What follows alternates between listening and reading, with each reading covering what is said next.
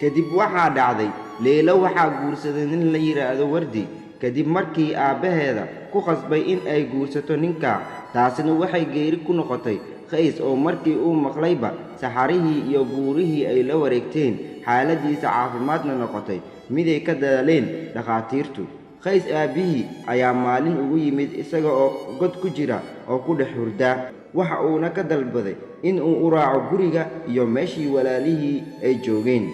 Qays markii uu dib ugu laabtay gurigii aad ayaa loo canaantay isaga oo qof waliba ku dhahaya maxaad naftaad uga halaagaysaa gabar kalmaad dunidan ka weyday isaga oo gabdhihii Carabta ugu quruxda badnaa loo soo bandhigayay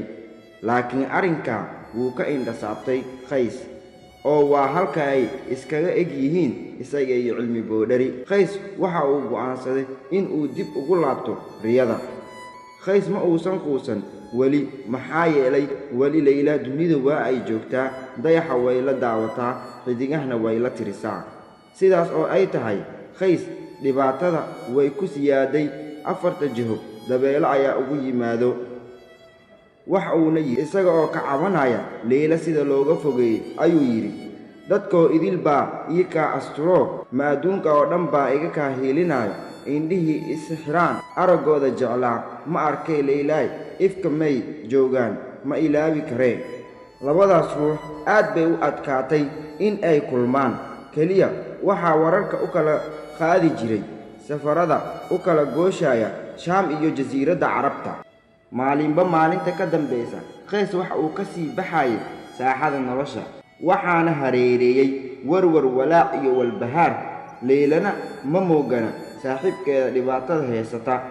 habeenada ka mid ah ayaa jaariyadeedii loogu yeeri jiray Marjaan ayay waraaq ugu soo dhiibtay taas oo ka raadinaysa dooxooyinka wabiyada iyo lama degaanka Allahayow muxuu waqtiga isbedelayaa shalayto Qays iyo Layla waxay ku ciyaari jireen banaanada iyo guryahooda xilliga ay caruurta ahaayeen maantana waxaa u dhaxeeya wabiyadii murugada oo mid waliba dacarkiisa ayuu ka cabayaa hadday isku dayaan inay isku soo gudbaan waxaa qaadaya mawjadaha bilaan xariista Marjaan wali way raadinaysaa ma aysan helin Qays waxa uu saarnaa buur dusheeda wax uuna banaanka kore ka arkay humaag waxa uuna u qaatay Layla oo doonaysa hase yeeshee way u soo dhawaatay Marjaan markuu arkay aad ayuu u farxay jaariyadii Marjaan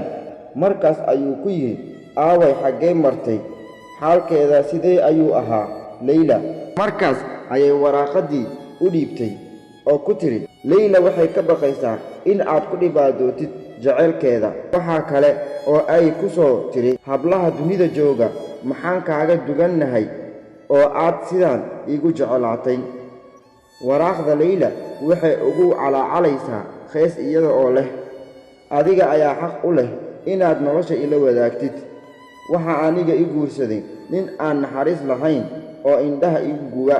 waxaan nahay labo isnacab oo cawku wada caweeya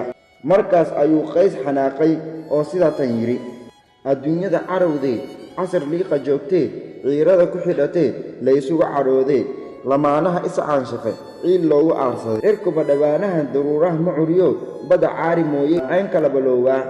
dayaxii caddaan waa xidigii cadceedsaday caawana habeenkii cidlo ma igu soo galay Laylana macawbay wardi kula cawaysaa Qays waxa ay ka guureen dhulkii murugada badnaa isaga oo la doonaya in uu sidaan dhaamo oo waxa ay aadeen magaalada sharafta badan ee Makka al-Mukarrama isaga oo Kacbada loogu soo duceynayo sidaas oo ay tahay Qays kama uusan bogsan dareenkii Layla oo xanuunka badneyd maalin ayaa waxaa soo dulmaray shimbiro oo u jihaysan dhulkii ay Layla ku noolayd markaas ayuu isaga oo salaan u faraya sida tan yiri shimbiraya hooseeya duulaya samade soo dimaha dulmaraya siduu doona yeelay hadma meel siyaartaan daalayna sideedii tii aan sugayay qalbigayga siiyo salaan layla iga gaarsii layla maxaa u dambeeyey la soco qaybta saddexaad qisadii layla iyo qays ee xanuunka badnayd